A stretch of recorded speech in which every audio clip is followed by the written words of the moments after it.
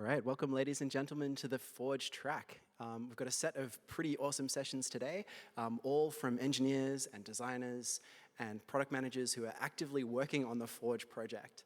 So they've been slammed over the last few weeks on the execution side of things, trying to get Forge out the door and getting the labs experience set up for camp, and simultaneously putting together some great content for you all to see how we're thinking about Forge and what sorts of capabilities we're building for the future. So first up, we have Pete Gleeson, who is the user experience feature lead for Forge UI. So his team have built all of the user experience within the runtime for building out Forge UI components and binding those to Forge functions. So can I get a big hand for Pete, as he's got a pretty cool session for us today. Thanks, Tim.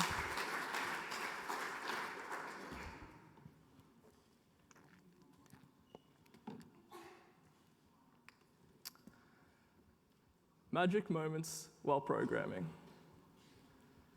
The first time you wrote code and it worked. When an idea flickers to life for the first time. What about a tool that does in a number of seconds what previously took you hours? Or a framework that just completely knocks your socks off? When was your last magic moment while programming? For me, these elusive moments are what keep me obsessed with programming. My name is Pete.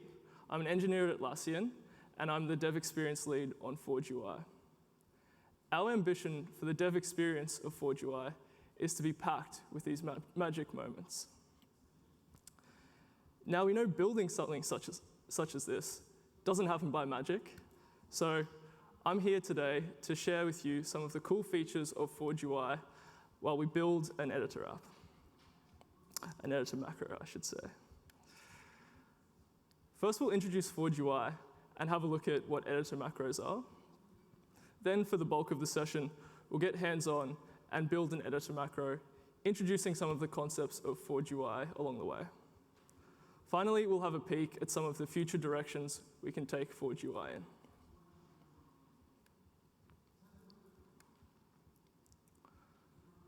Forge UI is a declarative way of building UI inside Atlassian products. It's declarative in the sense that you specify the what rather than the how. This is akin to something like HTML, where you say, I would like an input tag here, and then that's the what. And the browser takes that tag and interprets that so it creates something that looks like a text box and behaves like a text box. That's the how. This declarative style is a very good fit for Forge UI because it means we can have a common cross-platform format. You can say, I would like a button. You describe that. And then we can take that button, and if your app is being rendered on web, turn it into an Atlas Kit button using React. Or if your app is being rendered on iOS, we can render that button natively using MobileKit. Because this implementation is completely handled by the platform, we don't need any web views or iframes. This is going to be a massive usability boost because we don't need to wait around for things to download or for web views to start up inside our mobile products. Another main point that I really want to hammer home here is that your app moves as our platform moves because the implementation lives in our platforms. By this, I mean that if a product upgrades Atlas Kit components, your app will receive those upgrades. It will be using the latest version of Atlas Kit components. Something even more exciting, though, if an app is on a page that gets server-side rendered, well, then your app is server-side rendered. This would mean that we can give a meaningful paint to the user faster than we've ever been able to do before.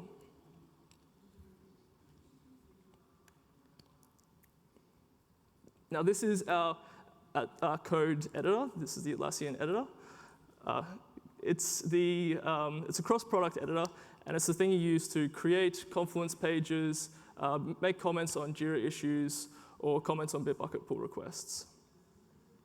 This is the first place that we're showing Forge UI. It's the first application of the Forge UI technology.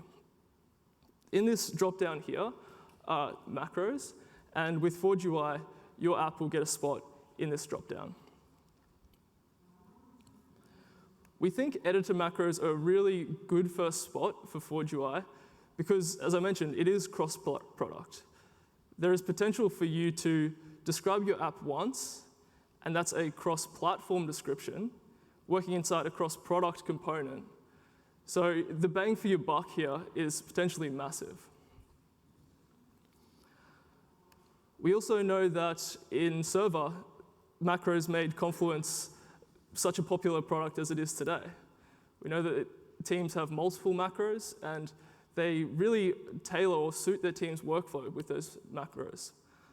So we're happy to be bringing some of the power back to our cloud offering with Forge UI.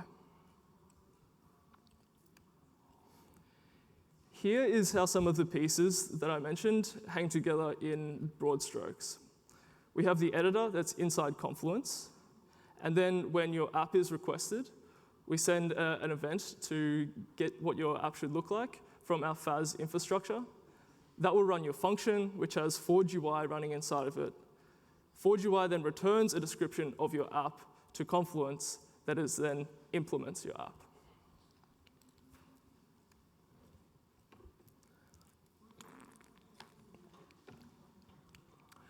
So we just introduced Forge UI and why we think a declarative style is a really good fit for this problem space. We talked about editor macros and we're excited to bring Forge UI there. Next, we're going to get hands-on and build one of these things. We'll build a counter app, and then we'll have a look at an app that I've prepared earlier and have a look at some of the more advanced concepts in Forge UI.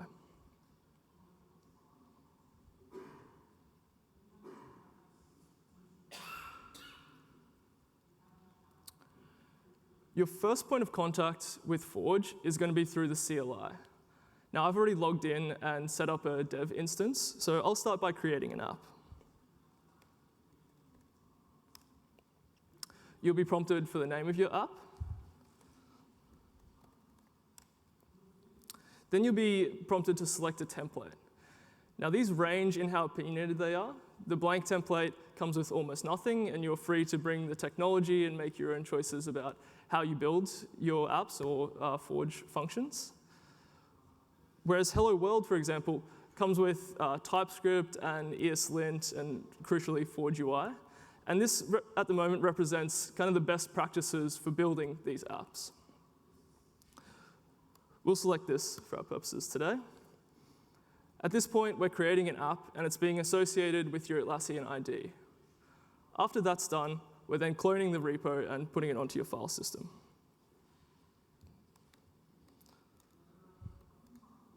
Let's take a look at some of the files we have here.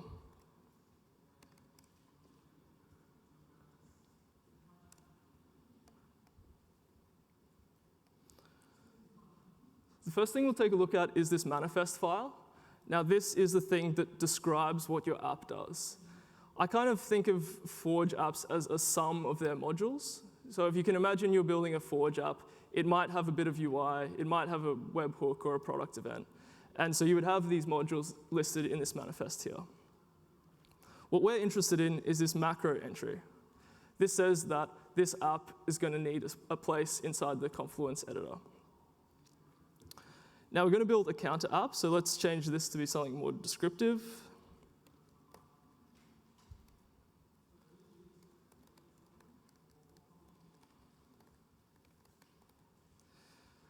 I think I've practiced this talk enough to consider myself a bit of a connoisseur of counter applications, so rest assured you're in safe hands today. We're going to build a good one.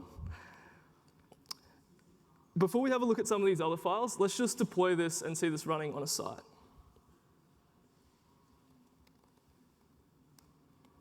We'll install our dependencies first. Then we'll run this deploy command. This is doing a few things. It's taking the files that we have written this in TypeScript, so it needs to transpile that back to JavaScript, a version of JavaScript that's compatible with our FaaS infrastructure, and then bundle that up into a single file. After it's got that file, it then is taking that and uploading that into our FaaS infrastructure.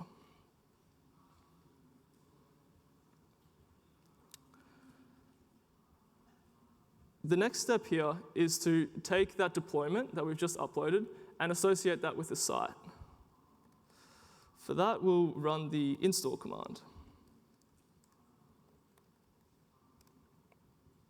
We're building a macro, so we'll pick Confluence here, and we'll add my site URL. You'll be prompted to authorize here. I'm actually going to skip this step. We'll circle back and see how authorization works in a minute. So there we go. We've installed our app. Let's take a look at it in the site.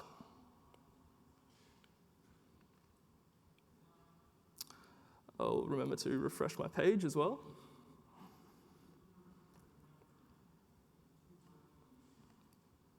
All right. So now when we type /, we'll look for counter, and there is our app. Let's insert this. And this is the hello world for Forge UI. So our hope is that this is one of those magic moments that I touched on at the beginning of this talk. We have something running on a production instance with 3 commands and in a number of minutes. This is something that we're really proud of, and I hope everyone here will enjoy.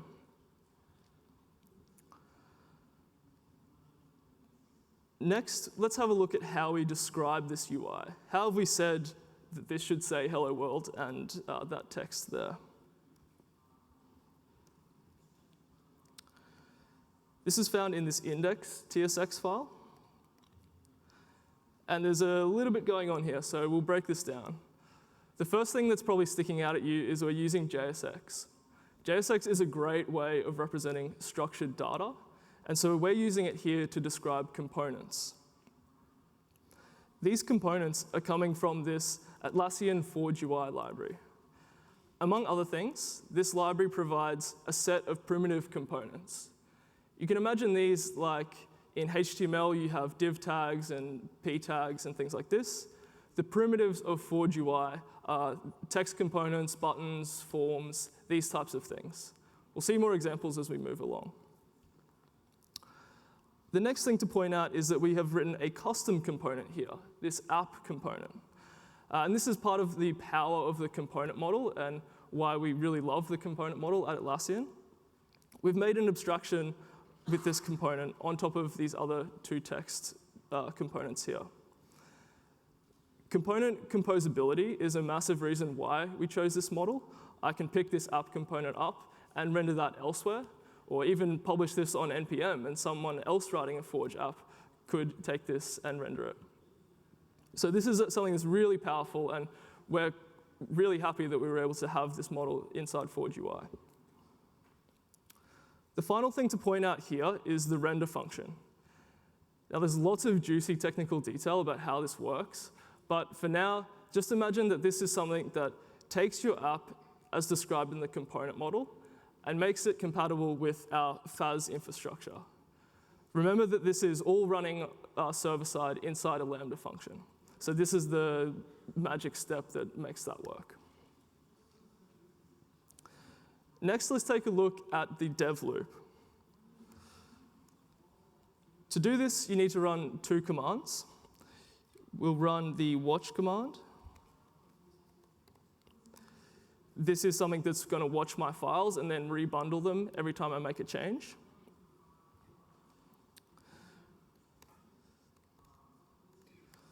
The second command is a tunnel command. Now, this is a very interesting command. It takes, instead of, when your app is requested from Confluence, instead of serving the files that we've uploaded or we've deployed, this is going to point to the files that we have sitting on our file system. This gives you a really nice local dev experience, as we'll see. Let's change this to a more localized greeting. Change back to our Confluence page and refresh.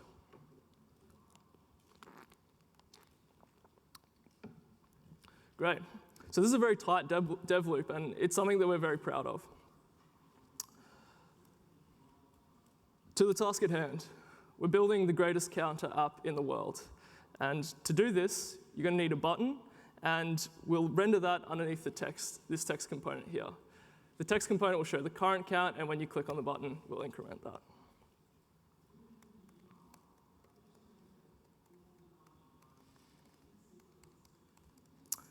You'll notice when I try and render a button like this, I have some red squigglies underneath button.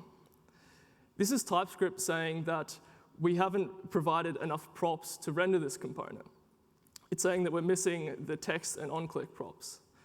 This is part of the reason why we've made these technology choices. The feedback loop that we're getting from this is really immediate.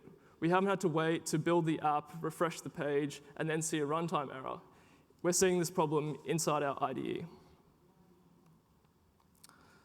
We'll fix this up. And I'll just put an empty function inside onClick for now. This is the text component that's going to show the current count, so let's set this up a little bit.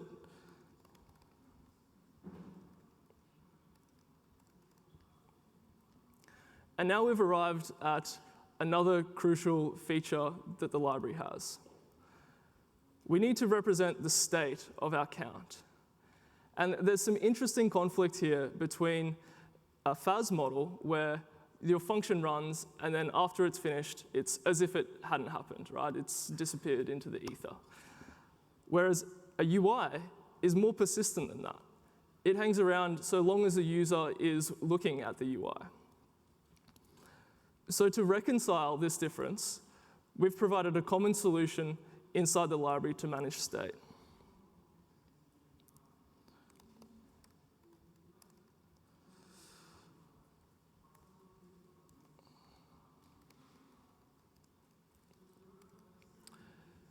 So we've imported this function called useAction. And now if you're familiar with React, this is a hook. It's not a React hook, it's a Forge UI hook. If you're not familiar with React, that's completely fine. I'm going to walk through how this works. We're going to use this function to represent the state of our counter. Now you call this function, the first argument you call it with is a function that runs when your state changes. That function gets passed your current state. So for us, it's our current count. And it also gets passed any arguments you want to make that state change with, which will be, we'll call this function with by how much we want to increment the counter step. You're expected to return your next state from this function here. For us, that'll be current count plus step. And the final argument here is your initial state. We'll kick the counter off at 0. We'll add a little type annotation here to please TypeScript. Now, this function returns an array, and the array has 2 elements inside of it. The first element is your current state. It's going to be count.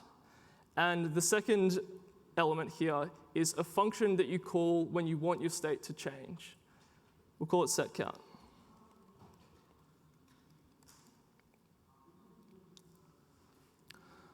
At this point, we've set up this hook to represent the current state of our counter.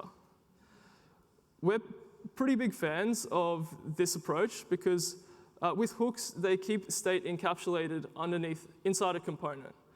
And that just kind of reinforces that component model benefit of having composable components. The other thing is that it's very concise, right? The only boilerplate we've really written here is this useAction function. All the other code on these lines relates to the problem at hand. The next part is to just wire this stuff together. We'll put the current count into this text box, or into this text field rather. And then when we click on the button, we're going to change our count to be 1 more.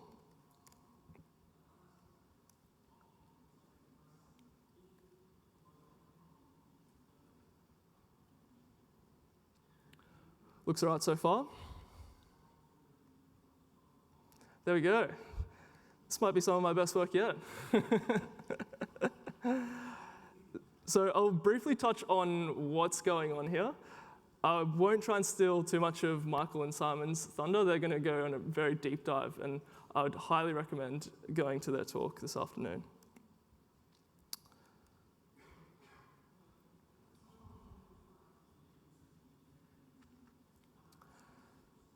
So I've changed this diagram around slightly. I've just kind of simplified the FaaS thing to be just Forge UI in this circle. Now what's happening here is Confluence is waking up. It's realizing that there's an app on the page. It's going to call out to our infrastructure and run Forge UI. It's going to say, what's the description of this app? Forge UI is going to render your app, and it returns a description of that app. But crucially, it also returns the current state of your app, which in our case was the counter. Confluence implements your app and hangs on to your current state. Time passes, and then we click on the button.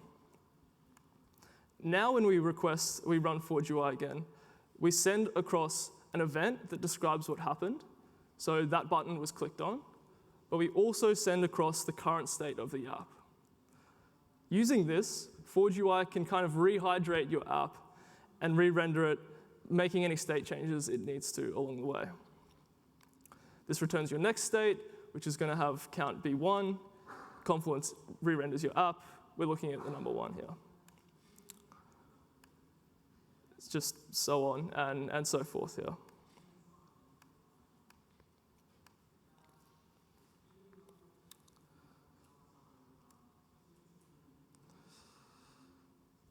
So I won't try and pretend that this counter app is going to be the secret to your team's productivity, but I hope that you can understand that there's some pretty powerful concepts going on here. Next, we're going to have a look at a more complicated Forge UI app, and then take a look at some of the code that drives that.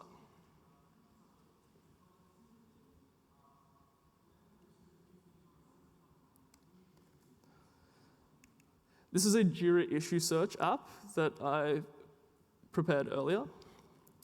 It presents you with a drop-down with your list of projects.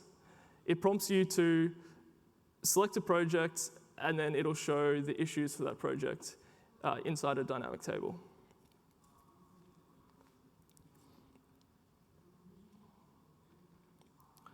This is the code that implements that. It's a little bit more involved, but the concepts remain the same. We have an app component that we're rendering down the bottom of the page. Here we're using another hook that's provided by the library, which gives you information about the environment your app is being rendered into. It gives you stuff like the local ID, the page ID, space key, the user's ID. These are the things you would want to use to make network calls. Below this, we're using useAction again, and this hook represents the list of projects. You'll notice that in our counter example, we had 0 as the initial state. Here we're actually passing in an asynchronous function. The library will run that function, wait for it to finish, and then continue rendering your app. This is a really nice spot to go and fetch any initial data you need. Again here, we're making use of the API that Tim and Joel showed off this morning. We're making this request on behalf of the user. Let's have a look at how this plays out in the UI. This is an incognito window with me acting as another user. And you'll see here I'm prompted for this app to act on my behalf. As I click through this, I'm taken through the 3.0 flow. I sign my life away, looking at these permissions.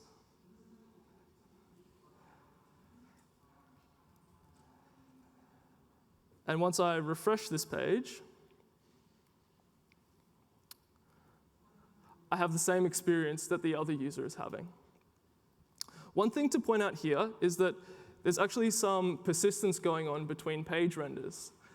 I'm seeing the issues in this dynamic table here, rather than the app completely resetting and presenting me with the drop-down to pick the project from. So there's some persistence going on here, and we'll have a look at how we've implemented that. With these projects, we then plug them into this select box here. That is rendered inside a form. The onSubmit prop, this handler gets called when the form is submitted. And you can also put asynchronous functions in these positions. So you can put asynchronous functions on buttons on click and forms on submit. This is a really nice feature in my mind. It's a really natural place to do network requests or side effects. So using the data that has the project key, we're fetching a list of Jira issues and then calling set issues at this point. We're using whether or not we have issues to conditionally render either the form or this issue table component. Now, this is not a primitive provided by the library. This is, in fact, a custom component. We're able to use TypeScript to describe its prop types, and we're using the table primitives from Forge UI. Here, we're taking the issues and mapping them to rows.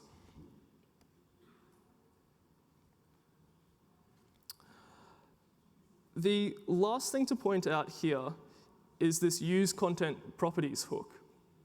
Now, content properties are a feature of Confluence that's basically a key value store that's associated with a piece of content, like a page. We're using this to store the issues that we want to show in the table. This is not a hook that's provided by the library either. This is an abstraction that I've written on top of the tools that are provided. The way this works is that we get the content ID from the product context. We then use action again to, when we call set issues, this function is being run here. We'll get the issues at this, in this variable here, and we post this to Confluence's page properties. For our initial state, we actually want to look up whether we have any value associated with the key. If we do, then we'll return the value that we retrieved. Otherwise, we'll use the initial state or the initial value that's passed in this position here. I think when Forge UI ships, we likely will have some solution for persistence, but this still illustrates that we have quite powerful primitives that you can build your own abstractions on to write features such as this.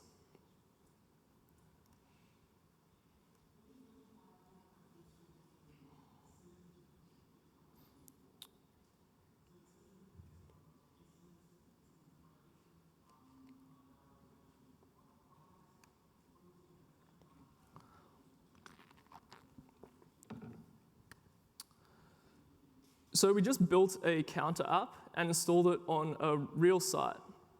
We had a look at the dev loop, components, custom components, state management, and how persistence and side effects work. We also looked at really nice quality of life features like built-in 3LO. Finally, let's touch on some of the directions we can take Forge UI in. We have a very focused set of components at the moment, and we're willing to iterate on this set of components based on the types of things that you want to build.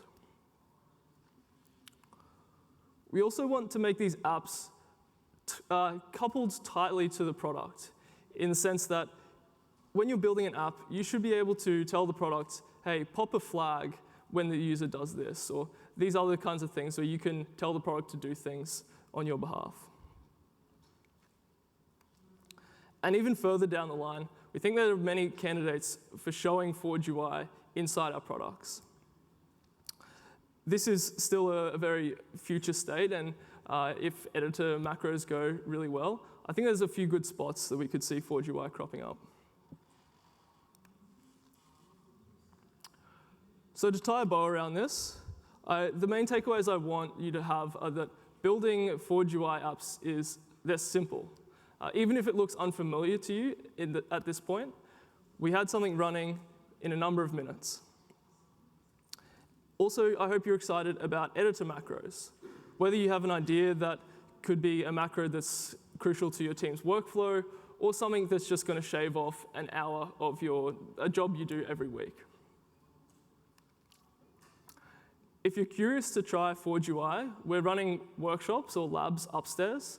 I was in the labs most of yesterday, and I'll be there this afternoon. It is in a very early stages of development, and this is a great opportunity for you to tell us what you want. I'm confident that with that feedback and a lot of elbow grease from us, we can build the tool that makes you super productive. We can build that framework that does knock your socks off, And most importantly, we can create something that makes magic moments for our customers.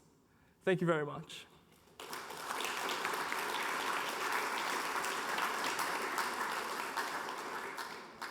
Thank you, Pete, for that awesome live demo. So we've got about 5 minutes for some questions. If anyone has some questions, just raise your hand and I'll run the mic over to you. Oh, fantastic. Hey. So in the demo you showed where you were listing Jira issues, we saw that the configuration or the drop-down to select the project is inside the page. Is that how it's going to work for macros? Like, are we going to have a dialogue to configure our macros, or is it going to be inside the page? Yeah, so we are considering how configuration will work. It's a bit tied in on how the editor experience wants to be, but we're thinking, yeah, either a dialogue or some other experience where you can say specifically, this is the configuration for my app, and then you can also use that configuration inside your app. So we are thinking about it.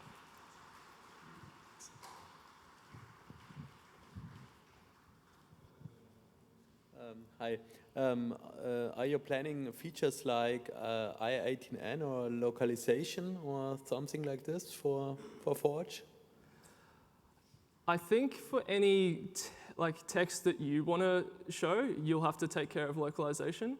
But I think as we provide higher and higher level components, the text that's shown inside, say a calendar, for example, that can be internationalized and taken care of by the platform.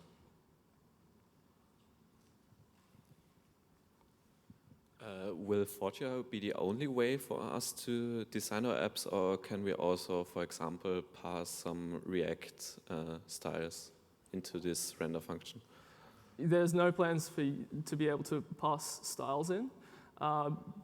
You have to remember that this is cross-platform, so we need to have some format that's going to be able to be interpreted on mobile and iOS and stuff like that. So that's one of the things that you're kind of trading off. That said, we do plan to continue supporting iframes. So if you do need to drop out of the declarative mode and have a really sort of custom pushing pixels around mode, then you can still do that. Is there another question up the back? Ah, nice. Actually, it's not a question. I just want to say I'm super excited to get my hands on this. Nice. Yeah, and it's awesome. Thank you very much. That's great feedback. Have you tried out the labs yet? Oh, excellent. Schubert 3. Yeah, downstairs. Yeah, so I have a question about if I wanted to have a macro that has a macro body, like if I wanted to reinvent the panel macro, for example, and I want to render what I assume would be Atlassian document format, is there a way to kind of convert from document format to Forge UI components? Not at the moment. That is something we're looking at. The macro itself is represented as a custom node in ADF. So we are thinking about ways that we could maybe open up a little portal so you can describe ADF inside your macros. I think it's quite powerful to describe ADF with components in JSX as well. So there could be something quite cool that we do with that. All right, might have time for one more question. If anyone has a question, at the front.